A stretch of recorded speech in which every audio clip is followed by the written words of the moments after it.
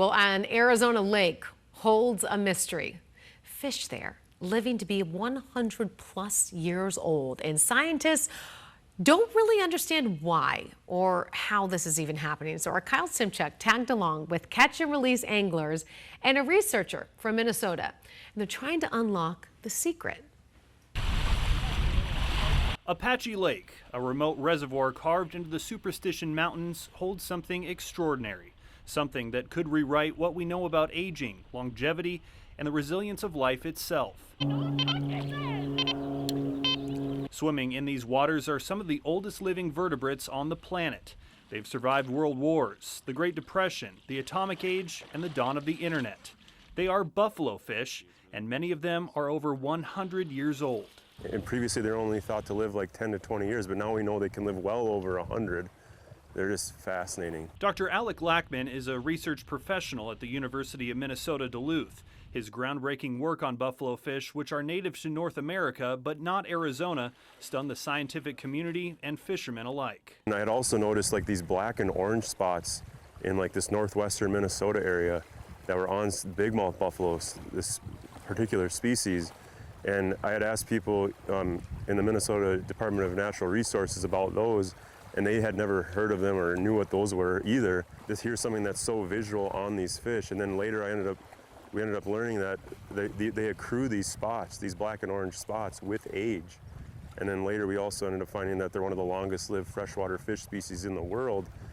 And previously they were only thought to live like 10 to 20 years, but now we know they can live well over 100. But Dr. Lackman's research in Minnesota was just the beginning. In 2021, he received an email that would lead him to Arizona and Apache Lake. Rub the belly, pat her on the side. And they're so calm because they're so old and their metabolism rate is slower, and they just don't get freaked out so much as other fish. Stuart Black is what you might call a citizen scientist, an angler with a passion for buffalo fish and a network of dedicated friends who share his obsession. I can't see him, but just bring the pole right here so that way I can grab it. These aren't really designed for catching catfish, but they will definitely do it.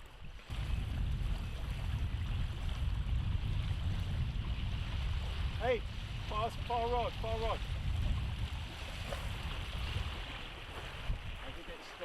I think it's stuck.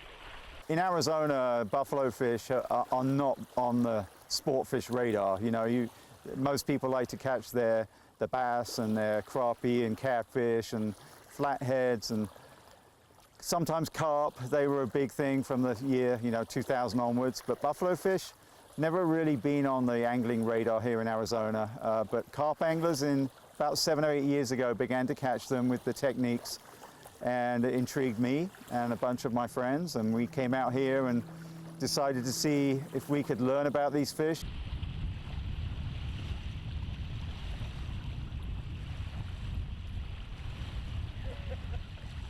We'd been catching the buffalo fish here for probably 3 or 4 years, and then I read Alec's amazing groundbreaking study in 2021, and he mentioned about these specific markings and spottings on these really, really ancient old fish. And I thought, we've got the same markings on our fish. Out of the blue, I just found his email online, and I sent him a bunch of pictures, and I said, look, I don't know if we've got anything here, but what do you think about these markings on these fish? Does this warrant anything? Are these old fish just like the old fish you found in Minnesota? And I just sent this email out, and I said to a friend of mine, do you think he's going to reply? Did you get the email address right? I don't know. I just sent it out. Literally 30 minutes later, I get a phone call from Minnesota, or North Dakota actually, and I pick up the phone. He's like, hey, Stuart, this is Dr. Lackman. I'm like, oh my goodness. He's like, I need to be out there as soon as possible. So literally within an hour of the email being sent, we had plans for a research project out here. To confirm their exact age, Lackman needed to look at their otoliths, or ear stones, which are responsible for a fish's sense of balance and spatial orientation. It's just like aging a tree, where you count the growth rings. Fish are cold-blooded, so every cold season they go through, their metabolism slows way down, and it leaves a mark in that structure. And therefore you're counting those cold seasons that they go through and able to actually age fish very accurately that way. But studying their otoliths and proving their true age came at a cost. We hate killing fish, right? We like to catch them for fun, put them back, and hopefully catch them when they get bigger. So to have this this notion of having to sacrifice a number of fish to find out how old they were, it was tough. And I asked my angling friends, and they joined in. And it was hard for them too, to actually, I'm gonna have to donate my fish for science and have it killed. But we did it. 23 Apache Lake buffalo fish were sacrificed for science that year. Their otoliths were removed and studied, and the fish were fried up. And we ate this fish, and it was fantastic. Loved every bit of it. Everybody, even my son, who he was pretty picky back then, he just loved these tacos. And little did we know that we were actually eating 100-year-old fish. And I gotta say, you would never know. They were amazing. The results of the study were also amazing. More than 90% of the buffalo fish caught and studied were over 80 years old. The oldest found in Apache Lake was a 108-year-old black buffalo fish. I feel like my anglers are the buffalo soldiers here. We are here to protect the buffalo fish. The original 420 that were in Roosevelt, there's some still alive today. To understand how these century fish came to live in Arizona, we need to go back a century. In the early 1910s, the U.S. Bureau of Fisheries realized that a lot of fish were getting stranded in floods in the Mississippi River, and they were dying. When the floodwaters receded, the ponds that they were in, they dried up, and these fish just died. And they didn't want to lose this great resource of native fish, especially buffalo fish that was prized as a food fish back then. So they came up with this plan to rescue these fish. So they would, after the floods, they would rescue fish from these flooded ponds and then put them in fisheries and then send them to other places around the country to stock. So it was a great way of sustainably keeping the fish population going. Well, at the same time in Arizona, the first two senators, because Arizona was only a state in 1914, and in 1917, the first two Arizona state senators, they decided to ask Congress for permission to stock their prized new lake, which was Roosevelt Lake, which was completed in 1911. They wanted to stock it with a food fish that might feed Arizona for decades to come. And they chose buffalo fish. So in 1917, 420 buffalo fish that were probably between 6 inches and 12 inches in size were transported from Iowa all the way across the Great Southern Railroad, all the way up to Globe, and then from Globe to Roosevelt Lake. And these 420 fish were put into the lake on October the 10th, 1917. The buffalo fish thrived in Roosevelt Lake. Then, between 1925 and 1930, 3 more dams were built downstream, creating Canyon Lake, Apache Lake, and Saguaro Lake. So all of these baby fish that were being born in this huge sort of population boom of buffalo fish in Roosevelt made their way through the system, the Salt River system, and they populated the lakes going down. What happened after the 1930s until the 1970s was Phoenix became unexpectedly the center of the fisheries business in the United States. Carp and buffalo fish were shipped from Arizona, from Phoenix to Chicago, New York, LA, in such huge quantities that the center of the commercial fishing industry was downtown Phoenix, which is wild when you consider it's the middle of the hottest desert we have in the United States. So in those decades, from the 30s to the 70s, we had commercial fishermen fishing Roosevelt Lake and Saguaro and Canyon to a little bit, but not so much Apache. The Apache Trail, this incredible state highway we have here, which back then was very wild, very dirt, very difficult. It made fishing and accessing Apache difficult. So even though there was a lot of fish taken from Roosevelt, from Canyon, and from Saguaro in the decades that followed, the population of fish in Apache was kind of forgotten. It managed to survive all of the fishing exploits, and the difficulties in water change, elevation change.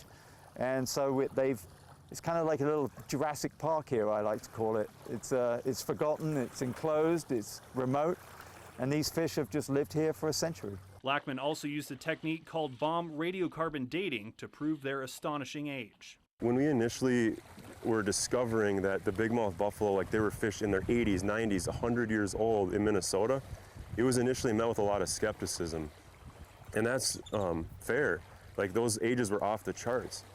But so then what we did is which is a well-established science, is we looked like into the structure that you use to age those fish to see where the basically rise in C14 or radiocarbon occurred, because there's a time-specific marker that happened in the 1950s, early 1960s, where nuclear bombs are being tested basically very freely in the northern hemisphere, and that more than doubled the amount of C14.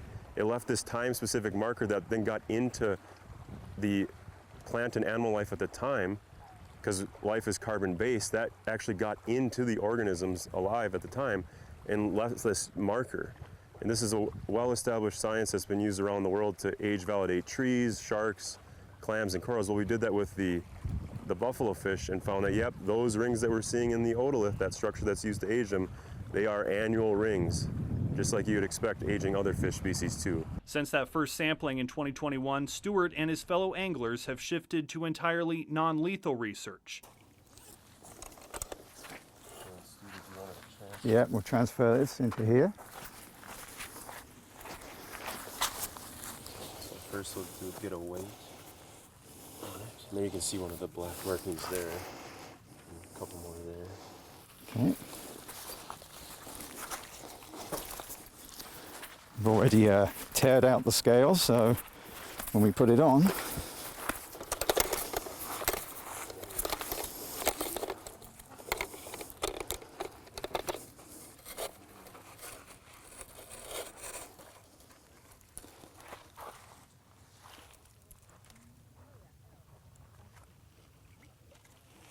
$18.7. 18 pounds, 7 ounces. 18-7. You have water. You always have water on hand. Make sure the fish is clean and is kept calm. Here you can actually see a faint orange spot with the black spot on its side there. Oh yeah. Can you hold it there for just 1 second? Perfect. So like right above my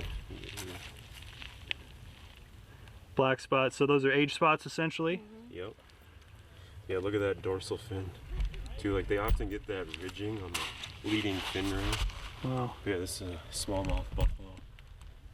They catch the fish, photograph their unique markings, take a clip of their fin and samples of their protective slime, then release them, building a database of fish they can track over time. Fish are difficult to hold, they're slimy. Yeah. So if you have them over somewhere where if you drop them 100 times, and it doesn't matter, then it's all about getting the right hold, yeah. You want to hold the tail quickly. There you go, hold it from the top. There you go.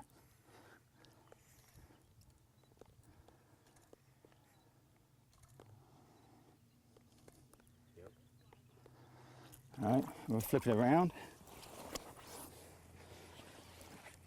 And now you can rest your hand under the head, so it looks like you're. Yeah, that's it. Nice looking fish. Maybe do another headshot. Okay, headshot, come this side. Put his head between us, remember? Oh, yeah. There you go. That's a great picture. All right, Parker, you want to come in and we'll do a release? Ready? And try and stroke it as it goes by.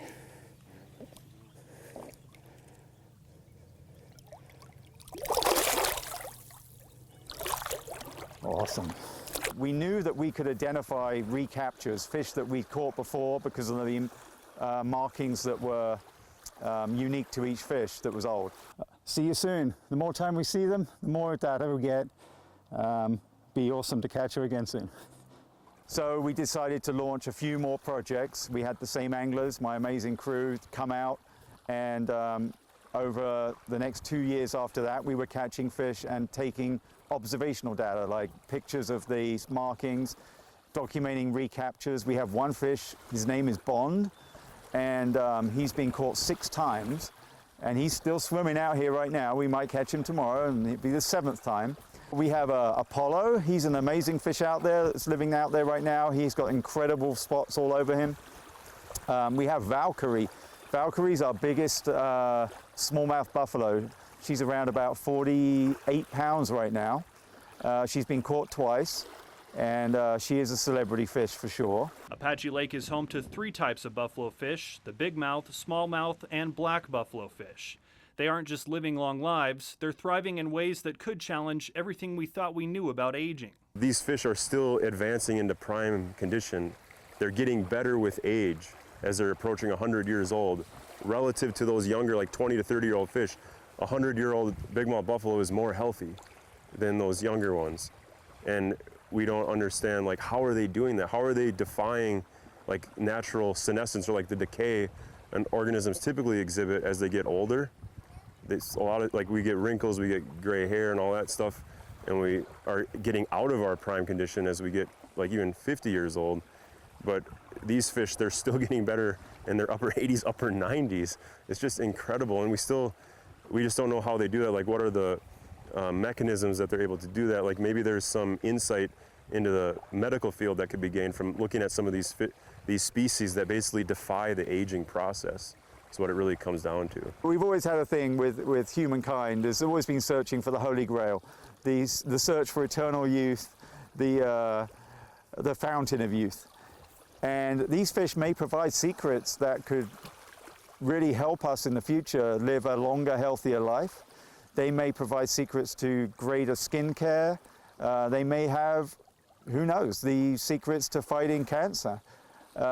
And that's why I called this project $1 Trillion Slime. We don't know what we can pull out of this project. What are the properties of the mucus or the slime on these fish that allow them to, like, spend all this time in the sun across 100 years and not be just having skin cancer, tumors, and all this stuff and dying out?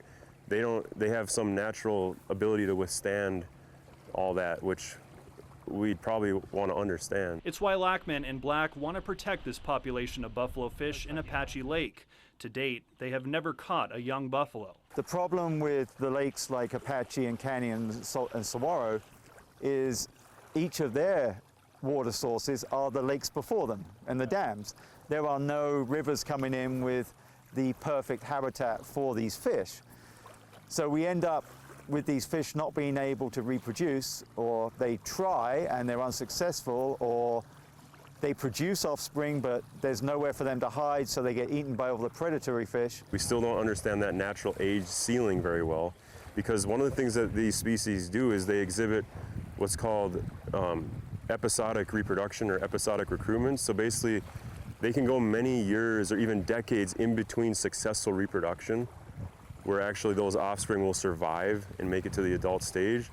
So there can be these big gaps in between successful generations. So it makes it really hard to understand how long can they live, because you can have huge gaps in the age distribution. Part of their longevity may be linked to their diet. From the bigmouth buffalo, like feeding low on the food web on like plankton, like whether it's phytoplankton or zooplankton, and even diatoms. There's been studies on the diets of bigmouth buffalo out of here, specifically like back to the 60s and 70s, and they found like during the winter months, they had a high proportion of diatoms, which are these little silica-based phytoplankton that just really super tiny organisms. A lot of plankton, they have a lot of carotenoids in their system too, like keratin-rich organisms, so that might be one of the things too. Stewart and his team, who call themselves the Buffalo Soldiers, are now fighting to protect these fish, but it's complicated.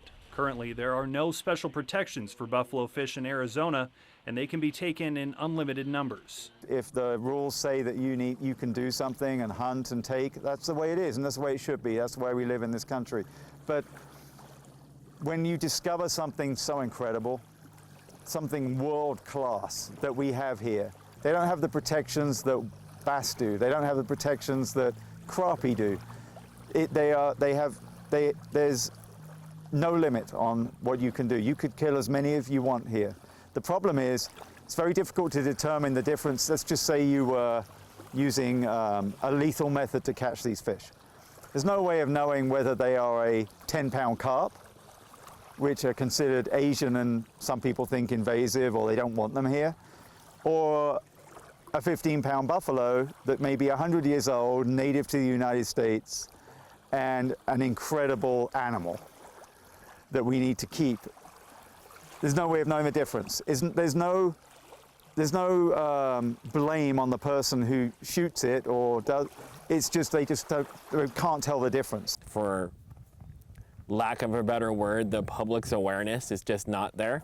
If more people knew about it, I feel like we would get a little bit more assistance in protecting them. I mean, they have bow fishing tournaments. They shoot the carp and the buffalo, perfectly legal. They're not regulated. However, our goal is to have this body of water protected from that, or at least have a bow angler recognize that it's a buffalo and maybe not shoot it, as opposed to a carp, which can reproduce in a body of water like this.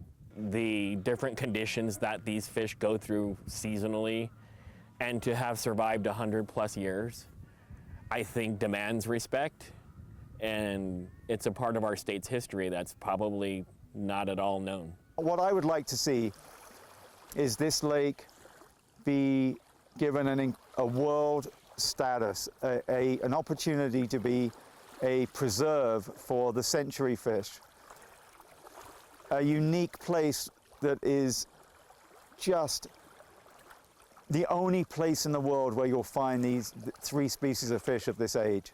It needs that attention. The buffalo fish need protection, and this needs to be a catch and release preserve for these fish.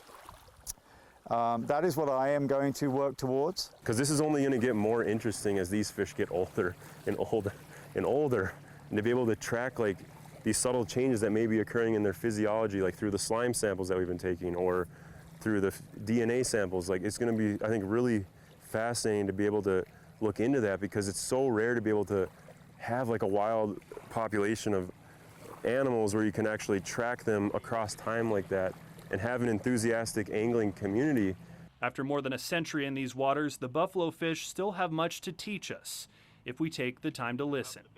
From Apache Lake, Kyle Simchuk, 12 News.